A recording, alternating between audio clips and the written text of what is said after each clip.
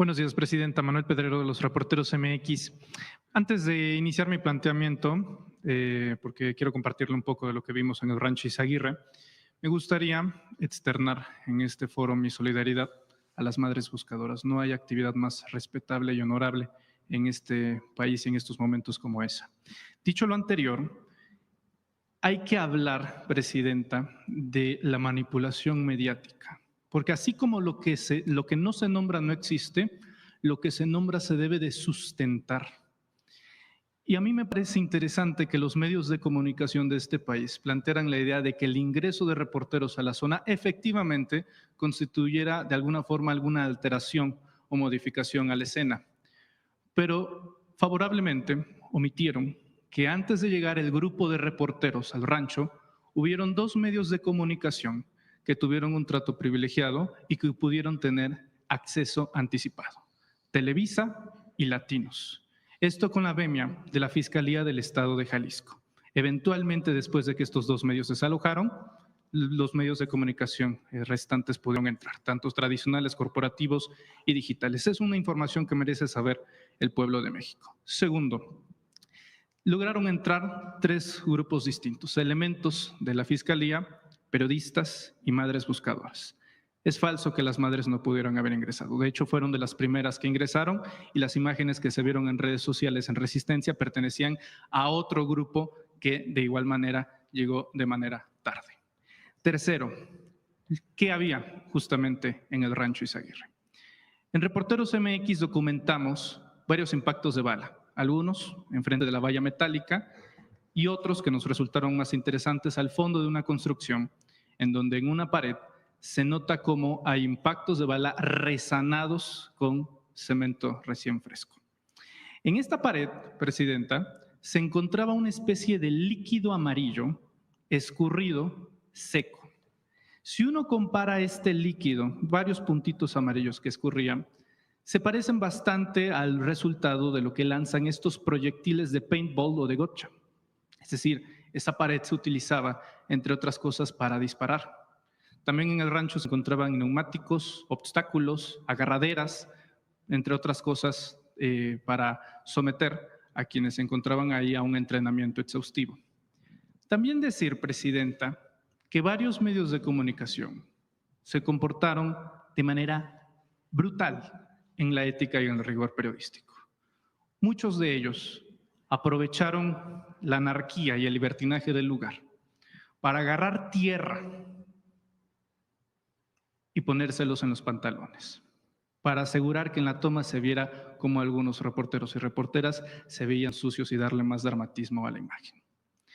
Cuando se habla de un campo de exterminio y se viene con una idea preconcebida, entonces se vuelve un hecho incontrovertible decir lo contrario. El primer medio de comunicación que utilizó el término campo de exterminio fue el Reforma. Si uno analiza las declaraciones de las madres buscadoras a través de sus redes sociales con las primeras denuncias, ellas nunca utilizaron el término campo de exterminio.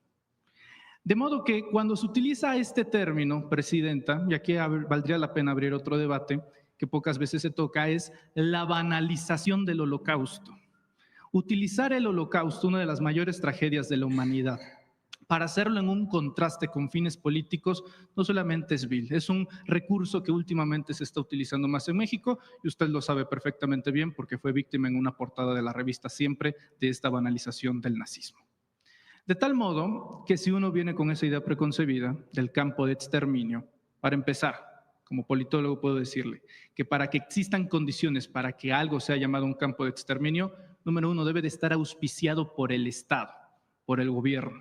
Así como las cámaras de gas de Hitler fueron financiadas con el régimen alemán y operadas por su gobierno, para ser llamado de esa manera debería de haberse utilizado recursos públicos, elementos públicos, ya sea del gobierno federal, estatal o local. De tal manera que de tratarse de un privado ilegal no es correcto ni ético llamarlo así. Presidenta, los medios de comunicación, ante la revelación que hace el día de hoy el secretario de Seguridad, Omar García Harfuch, estoy seguro que estarán bastante interesados ya en analizar lo visto el fin de semana con lo que se va a contrastar con la información que acaba de proporcionar el gobierno federal. Mi pregunta es, Presidenta, ¿cómo moralizar a los medios de comunicación, cómo separar de manera efectiva esta búsqueda legítima de ayudar a las madres buscadoras sin que se contamine con la podredumbre editorial que se siembra en los medios de comunicación. Gracias, presidente.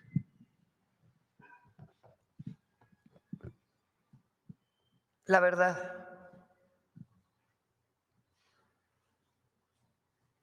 me interesa mucho que quienes nos escuchan, quienes nos ven, oigan sus... ¿Qué vieron ahí? Sus relatos. Tú estuviste ahí en el... ¿Por qué no, antes de hablar de... ¿Qué vieron ahí? ¿Por qué no nos vuelves a platicar? ¿Qué viste tú ahí, en este lugar? Desorden por parte de los protocolos. Nadie, absolutamente nadie tenía un liderazgo de algún elemento para poder guiarse. Habían banderines que decían evidencias no tocar y todo el mundo pasaba sin ningún tipo de problema. Un desaseo por parte de las autoridades a la hora del ingreso. Como le mencionaba justamente esta Pero en el construcción, lugar, ¿qué había en el lugar? no mucho. No se encontraron, por ejemplo, estas prendas y zapatos. Tengo entendido que por la adquisición de evidencia de parte de la Fiscalía, no había mucho, presidente. Estaba vacío. A ver, vamos a escuchar a más y ahora contestamos todas las preguntas.